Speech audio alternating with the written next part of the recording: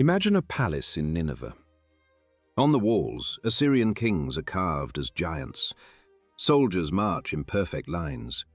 Captives leave their homes with bags on their shoulders. In the 8th century before the Common Era, Assyria was archery before the Common Era.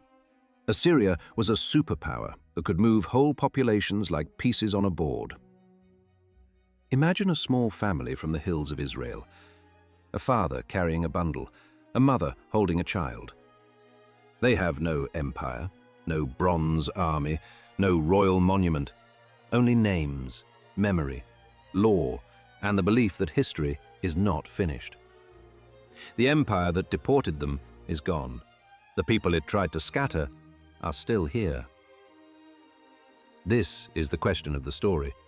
Egypt, Assyria, Babylon, and Rome all looked permanent.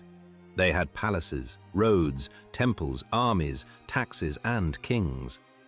But Jewish identity survived because it learned how to live without depending only on a throne, a palace, or even one city.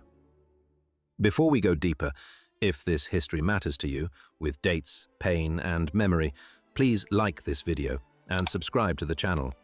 It helps these stories reach people who believe the past can still teach. Jewish survival did not begin after Rome. It began earlier, in the age of catastrophe. In Jewish memory, Egypt is the first great empire. The story of slavery and the Exodus became a yearly discipline. Every Passover, Jewish families were commanded to speak as if they themselves had gone out of Egypt. Historians still debate the archaeology and scale of the Exodus story, but the survival power is undeniable. If every child at the table learns, "We were slaves, and we were brought out," memory becomes portable. The pharaohs became history. The Jewish memory of Egypt remained a living ritual. Then came Assyria. In 722 before the Common Era, Assyria conquered the northern kingdom of Israel. Deportation was imperial policy. If you uproot families, mix populations, and break local leadership, resistance becomes harder. In one royal inscription, Sargon II claimed that 27,290 people were taken from Samaria. The exact interpretation is debated, but the number is chilling because it shows destruction as administration. This is where people often speak too simply about the 10 lost tribes. Some were deported, some remained. Some fled south into Judah. The northern kingdom as a state was destroyed, but Israelite memory did not vanish in one night. Judah survived for more than a century after Samaria fell. Then Babylon rose. The Neo-Babylonian Empire inherited much of Assyria's world and used the same logic: conquer, deport, control the elite, break the center. In 597 before the Common Era, the young Judean king Jehoiachin and part of the elite were taken to Babylon. Babylonian ration tablets mention a captive king of Judah and his sons receiving provisions in exile. A royal house became a line in an imperial account. Then, in 586 or 587 before the Common Era, Jerusalem fell. The first temple was destroyed. The kingdom of Judah ended. For many ancient peoples, this could have meant the end. In the ancient world, gods were often tied to land, temple, king, and sacrifice. If the temple burned, it could mean the god had lost. But the Judeans did something extraordinary. They did not turn defeat into the death of God. They turned it into moral memory, law, repentance, and hope of return. Catastrophe became a language. Exile became a school. Here is the second key to Jewish survival. The center moved from stone to text. A temple can be burned, a scroll can be copied, a king can be removed, a law can be taught, a capital can fall. A calendar can still return every year. Babylon itself fell to Cyrus of Persia in 539 before the Common Era. The Cyrus cylinder, kept in the British Museum, does not mention Jews by name, but it records Cyrus presenting himself as a restorer of temples and cults after conquering Babylon. The biblical books of Ezra and Chronicles preserve the Jewish memory of permission to return and rebuild. According to Ezra, 42,360 returned in one wave. The Second Temple was completed in 516 before the Common Era. But Jewish life had changed forever. It could now exist in two places at once, in the land and outside it, around a rebuilt temple and around study, law, family and prayer far away from it. Even Egypt later contained Jewish communities. The Elephantine papyri from the 5th century before the Common Era show a Jewish military community on an island in the Nile, writing in Aramaic, managing property, family life, and religious concerns. These were not legends. They were documents. Diaspora was not romantic. It often began with war, hunger, deportation, and fear. But Jewish communities developed habits that made survival possible. Family continuity, charity networks, courts, teachers, Sabbath rhythm, festivals, burial practices, names, letters, and the habit of arguing with a text instead of surrendering to silence. Мы дошли до середины этой истории. And if you are still watching, write in the comments what you think was stronger in Jewish survival: faith, law, family, or education. And please like the video, because these stories need more than views. They need witnesses. Now we come to Rome. Rome did not simply defeat enemies. Rome absorbed them. It turned rebellions into triumphal parades. In 70 of the Common Era, after months of siege, Roman forces led by Titus destroyed Jerusalem and the Second Temple.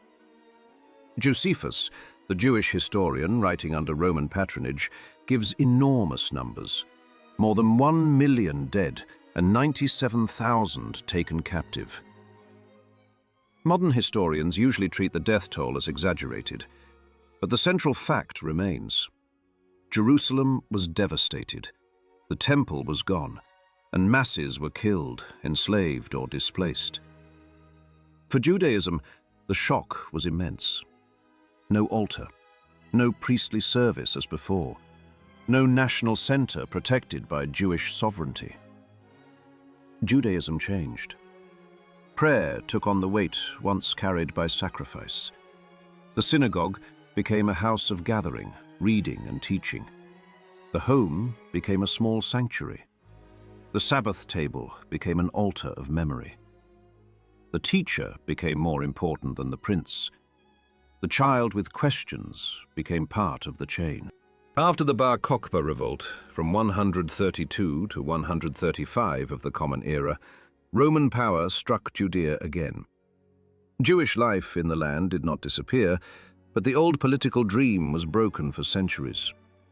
Rome answered with victory coins, arches, taxes, and restrictions. But history answered differently. The Western Roman imperial structure collapsed in 476 of the Common Era.